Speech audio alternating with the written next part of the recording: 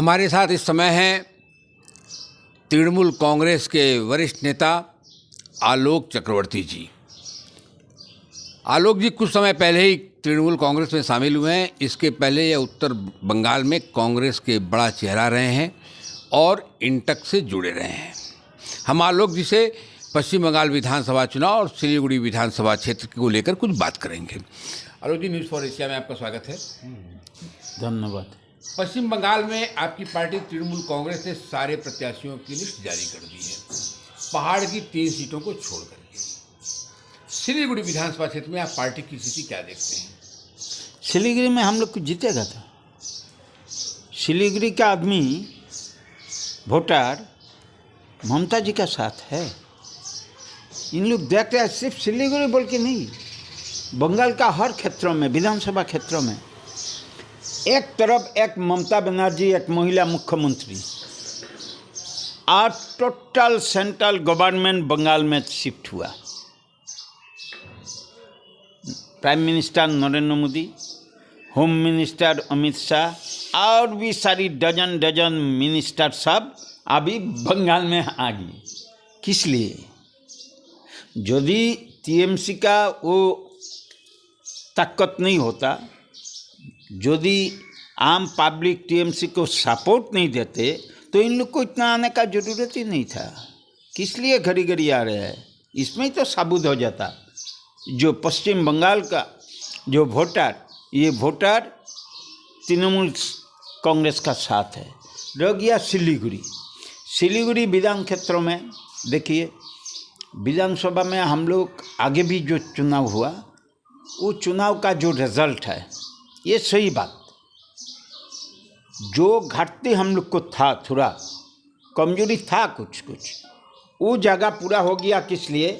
अभी जो व्यवसायी, छोटा बड़ा माझारी जो व्यवसायी आगे बीजेपी का समर्थन किया कुछ दिन आगे भी, लेकिन फिलहाल जीएसटी लेकर के उन लोग को ऊपर जो प्रेशर, पेट्रोल डीजल गैस का जो बढ़ोतरी होते जा रहा है मार्केट में, ये सब लेकर के छोटा बड़ा माझारी जो व्यवसायी लोग, ये लोग को सपोर्ट हम लोग का तरफ आ गया।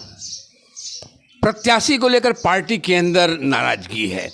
कुछ बड़े नेता कहते हैं नाराज हैं, कुछ लोगों ने निर्दलीय चुनाव, जैसे नांटू पाल ने निर्दलीय चुनाव लड़ने की घोषणा कर दी है, इस पर क्या कहेंगे?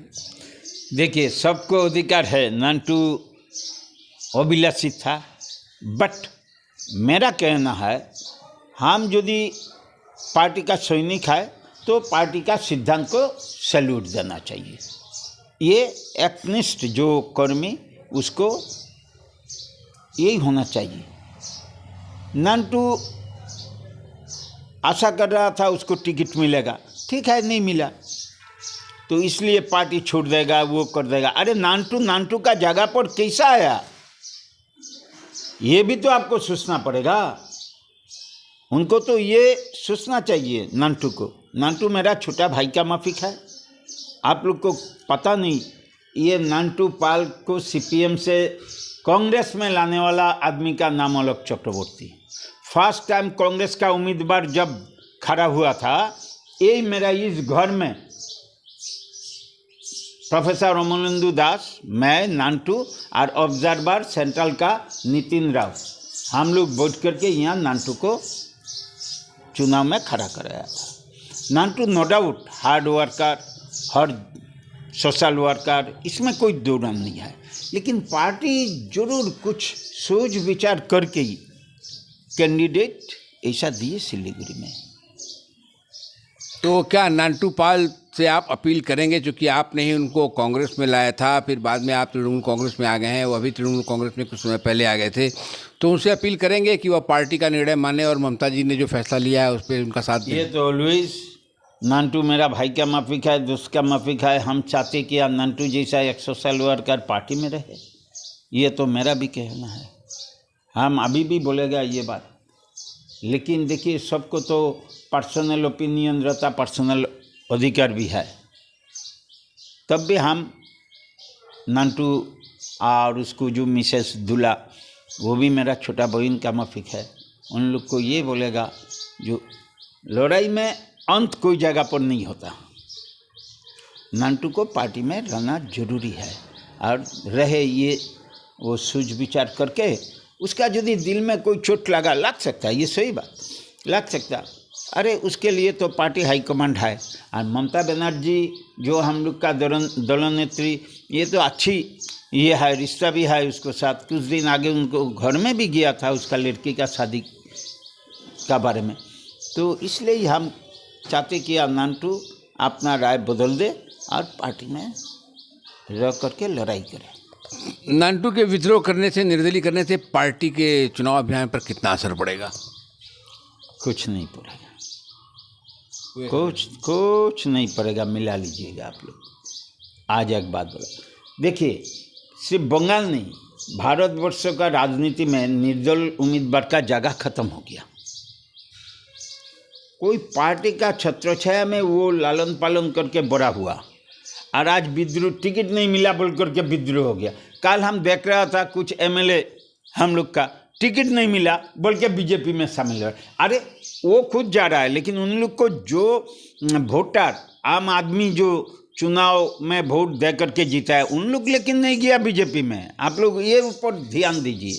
यानी जो लोग पार्टी छोड़ रहे हैं उनके जाने से तृणमूल कांग्रेस पे कोई असर नहीं पड़ेगा? कोई असर नहीं पड़ेगा, कोई असर नहीं। बंगाल में सरकार बनने के प्रति आप कितना आश्वस्त हैं? 100% वी आर श्योर, 100% हम लोग का टीएमसी सरकार बंगाल में बनेगा। सुनिए, बंगाल का जो कृष्टि, जो सभ्यता, जो मननशील होता है ना, उसको चोट दे करके कोई सरकारीदार दूसरा कोई सरकार नहीं बनेगा। ममता बनर्जी ऐसा एक चीफ मिनिस्टर, ऐसा एक दलनेत्री जो आम आदमियों का घर घर में उसको नाम, उसको आवेग, ममता आज एक आवेग है, इमोशन है। ममता एक काया नहीं है अभी, ममता बनर्जी एक इमोशन है बंगाल में। और ममता बनर्जी आज ये जो चुनाव हो रहा है ना, आप लिख के रख दीजिए, इस चुनाव का बाद दिशा दिखाएगा 2024 का पार्लियामेंट चुनाव का।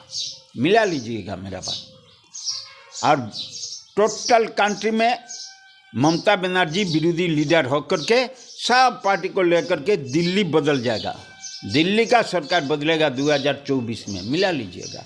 और बंगाल में सरकार तो हम लोग की बनेगा। तो ये थे हमारे साथ आलोक चक्रवर्ती जी, जिनका पूरा दावा है और इन्हें पूरा विश्वास है कि बंगाल में तृणमूल कांग्रेस की सरकार बनेगी और 2024 के लोकसभा चुनाव पर भी इस चुनाव का असर होगा और उस समय ममता बनर्जी देश की सबसे बड़ी नेता बन के उभरेंगी। ये आलोक जी, बहुत बहुत धन्यवाद न्यूज़ 4 एशिया से बात